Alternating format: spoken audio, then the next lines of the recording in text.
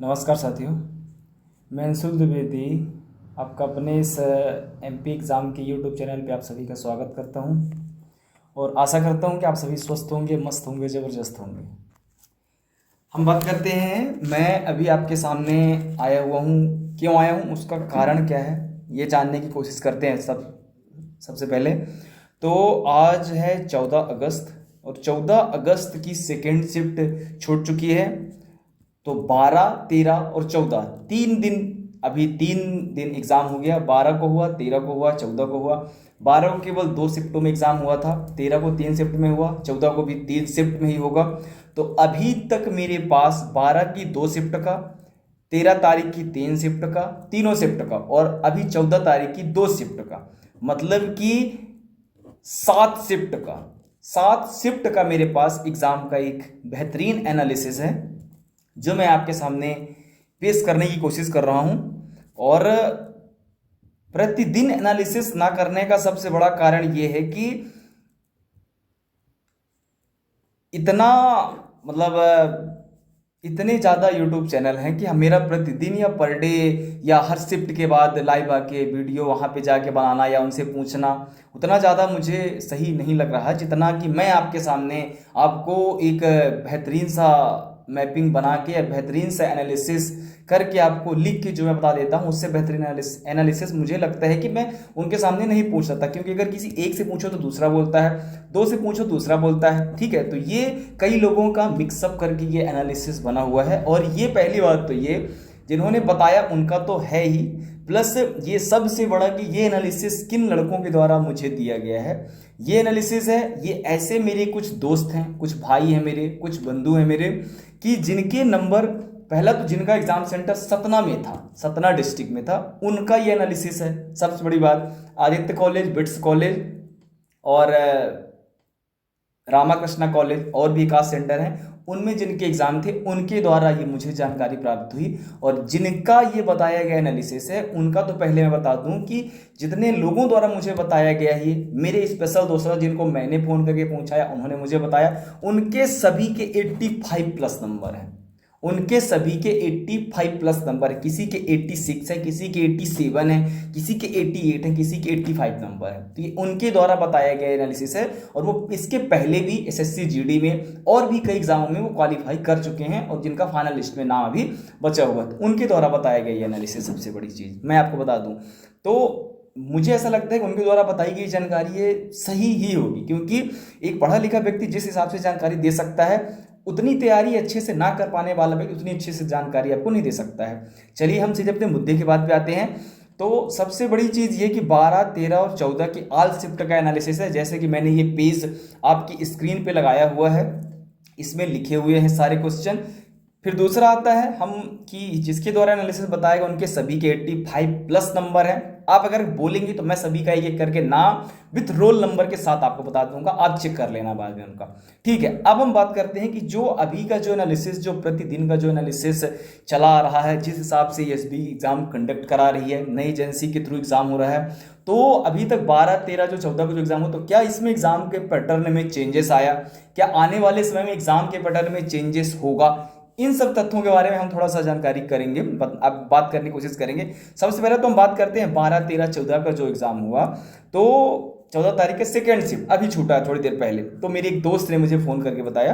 तो हम सबसे पहले बात करते हैं कि इन 3 दिनों में या 7 शिफ्टों में पेपर का क्या एनालिसिस था। तो सबसे पहला कि मैथ्स का वेटेज, अगर आप इन 3 दिनों में देखें तो मैथ्स का वेटेज 30 नंबर ही है। मैथ का वेटेज 30 नंबर का है, रीजनिंग का वेटेज 35 का है, मतलब 35 नंबर की रीजनिंग आपकी पूछी जा रही है। मतलब मैथ और रीजनिंग मिला के 65 क्वेश्चन पूछे जा रहे हैं। जीके की अगर मैं बात करूं तो जीके कई पोर्शन में डिवाइड है, ठीक है। तो जीके में अगर मैं बात करूं, इतिहास की, हिस्ट्री की बात करूं, तो हिस्ट्री मतलब प्रतिदिन की ये एनालिसिस है, प्रतिदिन। तो 1 से 2 क्वेश्चन प्रतिदिन पूछे जा रहे हैं। भूगोल के 1 से 2 क्वेश्चन पूछे जा रहे हैं। संविधान के 1 से 2 क्वेश्चन पूछे जा रहे हैं। मतलब कि अगर बात करूं तो 2 क्वेश्चन संविधान के, 2 क्वेश्चन भूगोल के, और वहीं इतिहास की बात करूं तो 2 से 3 क्वेश्चन इतिहास से पूछे जा रहे हैं।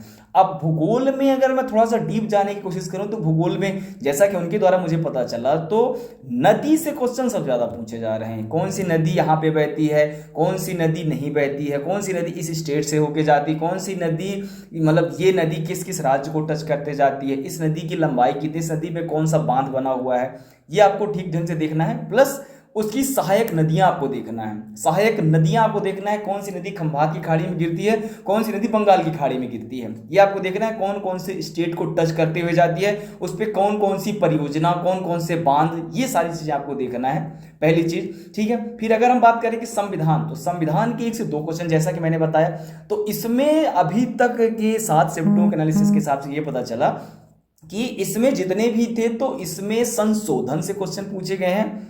संशोधन से, इंपॉर्टेंट संशोधन से क्वेश्चन पूछे गए हैं और आर्टिकल से क्वेश्चन पूछे गए हैं। अभी तक प्रस्तावना में जो भी संविधान सभा थी उससे अभी तक क्वेश्चन नहीं मिले हैं।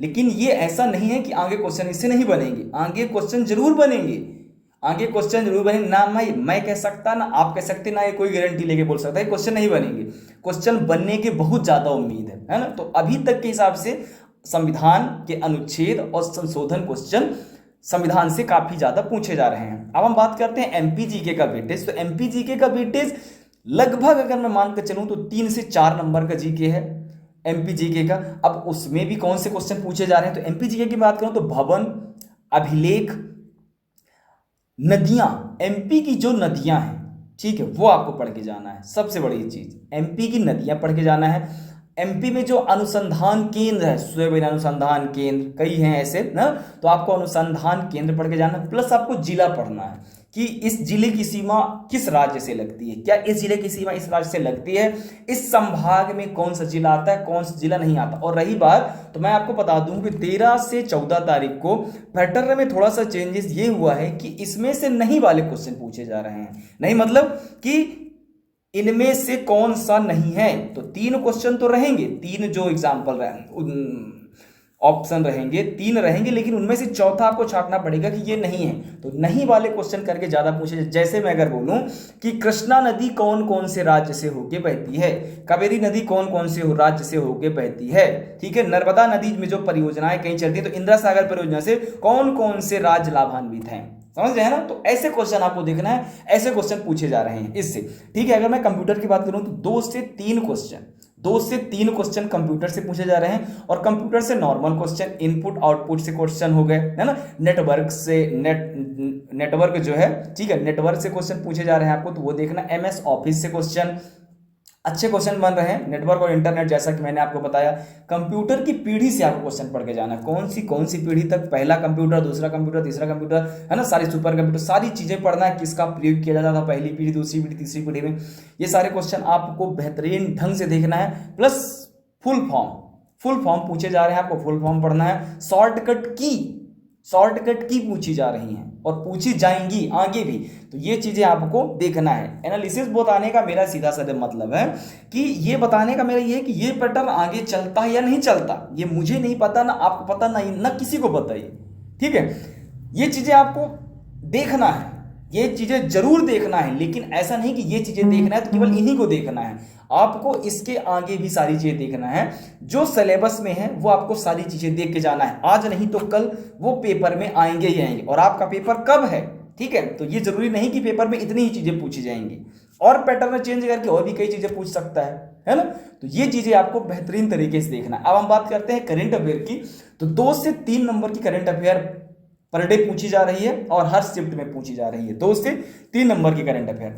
हम विज्ञान की अगर बात करें तो विज्ञान में सबसे ज्यादा अगर पोर्शन पूछा जा रहा है तो जीव विज्ञान का पोर्शन बहुत ही मतलब अच्छे लेवल के क्वेश्चन पूछे जा रहे हैं। तो उसमें से जीव विज्ञान के 10 क्वेश्चन, लगभग रसायन के 3 क्वेश्चन बन रहे हैं, और भौतिक की बात करूं तो 2 से 3 क्वेश्चन बन रहे हैं। मतलब कि इसमें जीव विज्ञान का वेटेज काफी ज्यादा पूछा जा रहा है और लोगों ने बताया कि अच्छे क्वेश्चन पूछे जा रहे हैं। ठीक है, अभी हम चर्चा करेंगे कि जीव विज्ञान के कौन से टॉपिक ऐसे हैं जो उनके द्वारा बताए गए कि हाँ इनसे क्वेश्चन बन रहे हैं। ठीक है, अब मैं अगर अर्थशास्त्र की बात करूं तो जो इकोनॉमी का जो चैप्टर पूछा रहा है, तो मेरा 12 तारीख को मेरे दोस्त से बात हुई, एक साथी है मेरा, 13 को भी बात हुई और अभी भी मेरी उनसे बात हुई। ठीक है, तो उनके द्वारा मुझे ये पता चला कि इकोनॉमी के हर शिफ्ट में 2 से 3 क्वेश्चन पूछे जा रहे हैं और अच्छे क्वेश्चन पूछे जा रहे हैं। अगर आपने इकोनॉमी पढ़ा है वो क्वेश्चन आप तभी बनेगा, और वो क्वेश्चन करंट से रिलेट करके पूछे जा रहे हैं।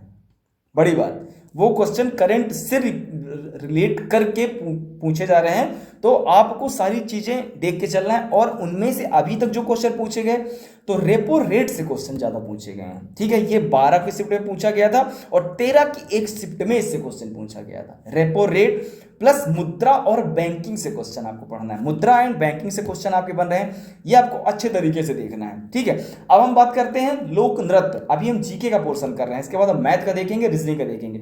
लोक नृत्य का अगर मैं देखूं तो लोक नृत्य में शास्त्रीय संगीत का 12, 13, 14 तीनों दिन, और इससे कम से कम नहीं तो 3 से 4 क्वेश्चन हर शिफ्ट में पूछा गया है।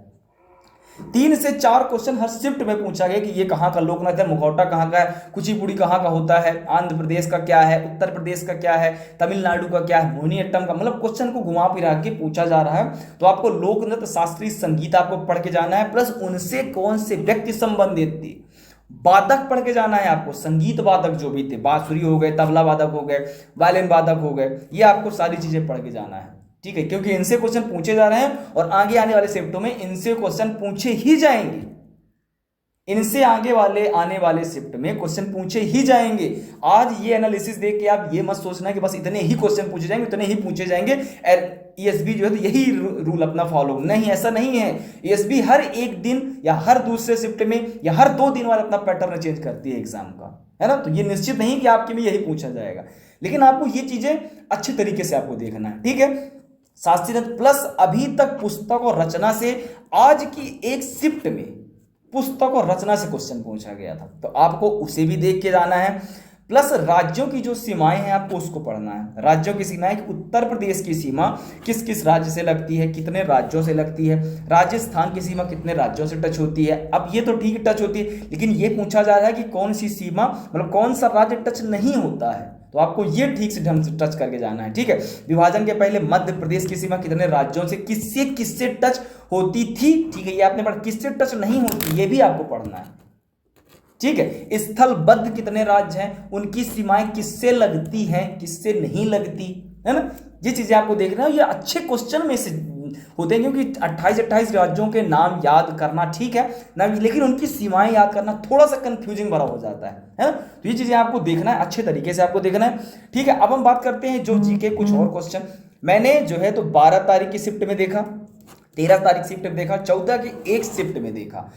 इस शिफ्ट का तो मुझे अभी नहीं पता चला दोस्त के द्वारा, लेकिन उन शिफ्ट में मुझे पता चला कि आयोग से क्वेश्चन बन रहा है, इंपॉर्टेंट दिवस से क्वेश्चन बन रहा है, राजवंश से क्वेश्चन बन रहा है कि इस राजवंश का काल कब से कब तक था, गुलाम वंश का, है ना, कई वंश हैं ऐसे, तो उनका सैयद वंश का, लोधी वंश का, इनमें इनका काल कब से कब तक था, इनकी स्थापना इसकी किसने की, इस काल की, उस काल की, इसका अंतिम शासक कौन था, इसकी स्थापना किस शासक के द्वारा की गई। ये क्वेश्चन आपको ठीक ढंग से देखना है, और ये क्वेश्चन पूछा जा रहा मतलब स्थापना, काल और इसका अंतिम शासन, और उसके द्वारा बनाई गई कोई अगर मंदिर है या मस्जिद है तो आपको ये चीजें आपको देख के जाना है। ठीक है, प्लस आपको भोपाल रियासत को आपको ठीक से पढ़ के जाना है, क्योंकि भोपाल रियासत से आने वाले समय में क्वेश्चन, बहुत अच्छे क्वेश्चन उसे बनने के चांसेस हैं, बहुत ही अच्छे क्वेश्चन बनेंगे, और अगर आप पढ़ लेंगे तो आपको सॉल्व करने में आसानी हो जाएगी।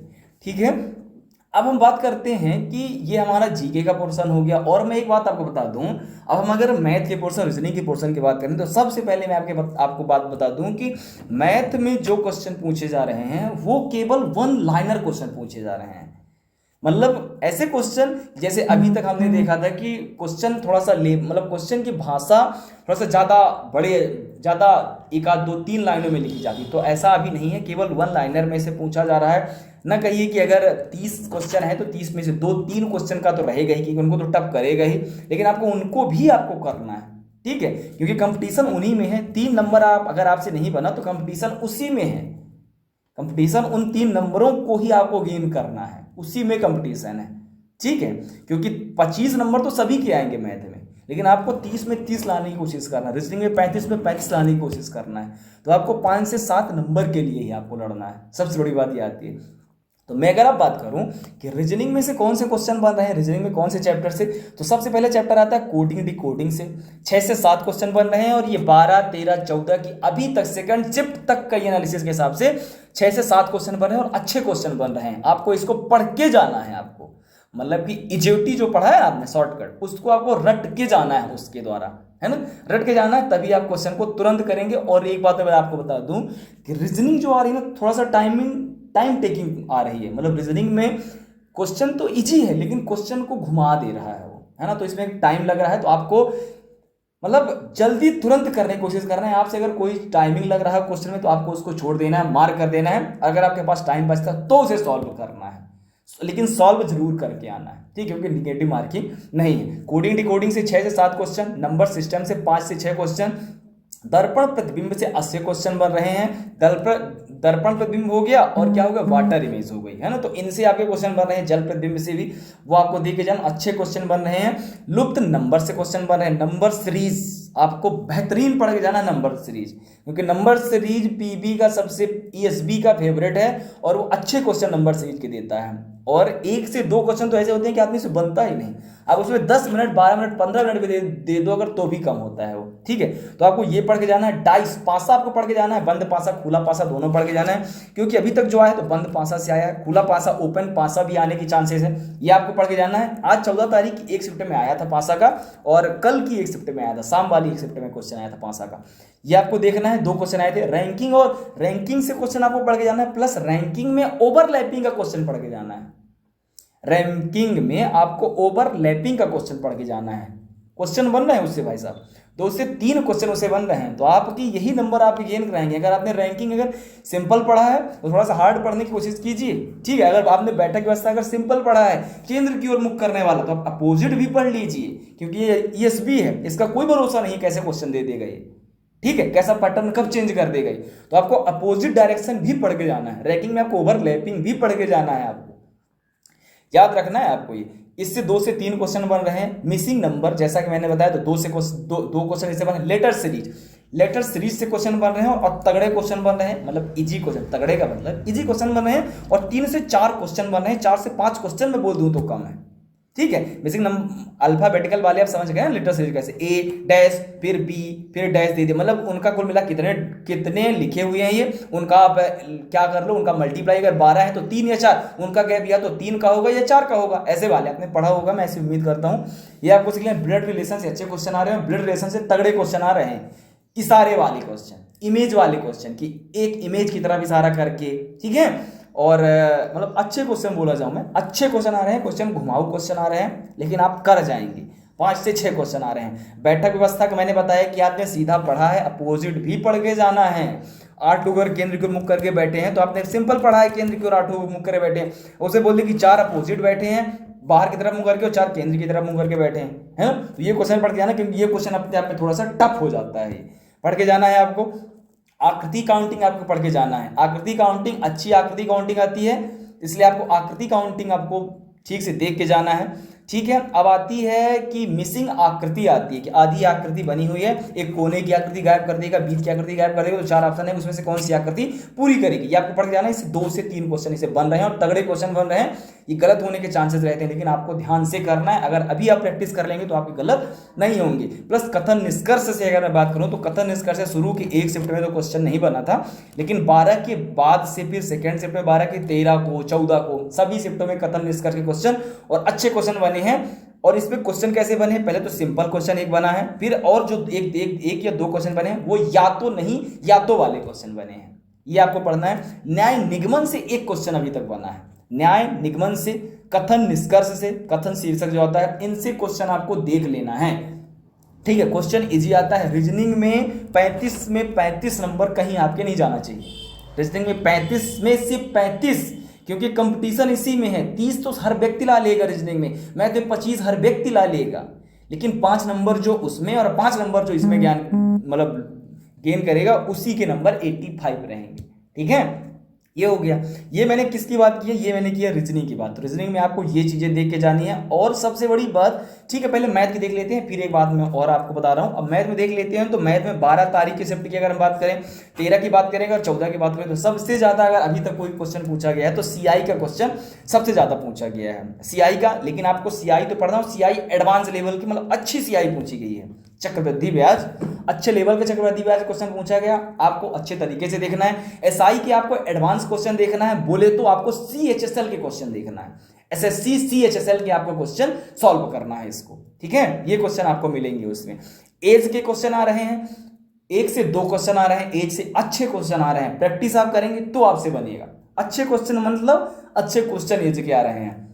2D से क्वेश्चन आ रहे हैं, 2D 3D से 1 या 2 क्वेश्चन आ रहे हैं। ये क्वेश्चन नॉर्मल आ रहे हैं, मैं इनको कठिन नहीं बोलूंगा, क्योंकि 2D 3D से अच्छे क्वेश्चन नॉर्मल क्वेश्चन आ रहे हैं, है ना। समझ रहे हैं ना कि एक इतने मीटर इतनी की एक बाउंड्री है, उसमें चारों तरफ क्या लगाना है, तार लगानी है। तो कितने, उस तार की एक की माप दे दिया, इतने मीटर का रास्ता बनता है, तो कितने मीटर का पूरा होगा, है ना, अंतर होगा। ये चीजें आपको पढ़ जाना है। घन वाला आपको पढ़ जाना है कि इतना बड़ा एक घन, उससे 8/4 का एक घन काट के निकाला गया, तो ऐसे कितने घन बनेंगे, है ना। ये आपको पढ़ के जाना है। इजी क्वेश्चन है, नॉर्मल क्वेश्चन है, आप फाड़ देंगे।